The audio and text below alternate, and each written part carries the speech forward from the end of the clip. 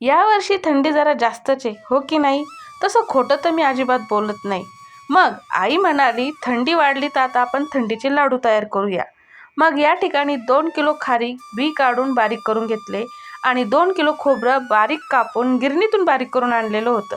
त्यानंतर या ठिकाणी 2 किलो गूळ घेतलेला आहे. त्यातला लागेल तेवढाच घेणार आहे, साधारण 1.5 किलो.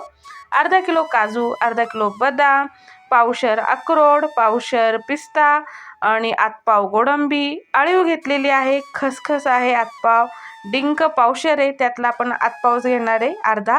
वेलची घेतलेली आहे आणि या ठिकाणी मनुके आणलेले होते, पण ते लाडू टाकणार नाही आपण. आणि गाईचं तूप, आता तुम्ही गोवर्धन घ्या, अमोल घ्या किंवा घरी बनवलेलं ते सुद्धा घेऊ शकतात. मगच बी आपण घेतलेले आहे. आता दळून आणलेली खारीक आणि खोबरं आपण एका मोठ्या पातेल्यात काढून घेऊया, कारण डब्यामध्ये आपल्याला काही एकजीव करता येणार नाही ना, तर मी पातेल्यात काढून घेते.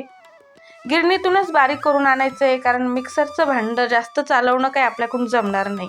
त्यानंतर काजू, बदाम हे सगळे साहित्य आहे ना, ते एक एक करून मी बारीक करून घेणार आहे. आणि आईच्या हातचे जे लाडू आहे ना, त्याची रेसिपी म्हटली ना, आहा, एकदम सोपी, अजिबात अवघड नाही.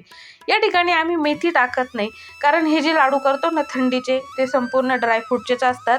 आणि मार्गशीर्ष महिना असतो थंडीच्या याच्यामध्ये, तर उपवासाला सुद्धा चालतात. घरात ज्यांना उपवास असेल ना, तो बिंदासपैकी हा लाडू खाऊ शकतो.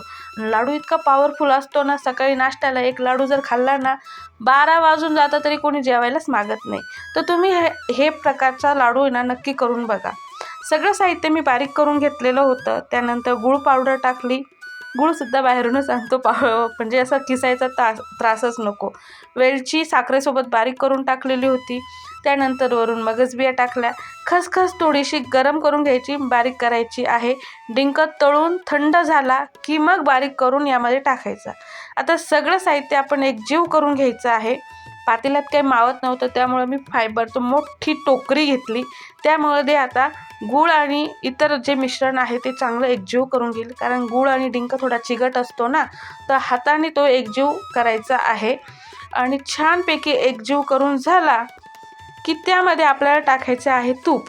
या ठिकाणी आम्ही अमूलचं तूप घेतलेलं आहे. तुम्ही तुमच्या आवडीनुसार गाईचं कोणतंही तूप घेऊ शकता. आणि थंडीचे लाडू हे गाईच्याच तुपात केले ना, तर खूप छान लागतात. आता तूप छान एकजीव करून झाले की मस्तपैकी लाडू बांधायचे आहे. आता या ठिकाणी मी निम्म्या याचे लाडू बांधणार आहे आणि निम्म मिश्रण तसं डब्यात ठेवून देणार आहे. मग वाटीने काढून घ्यायचं. कसे वाटले लाडू नक्की सांगा मला. आणि व्हिडिओ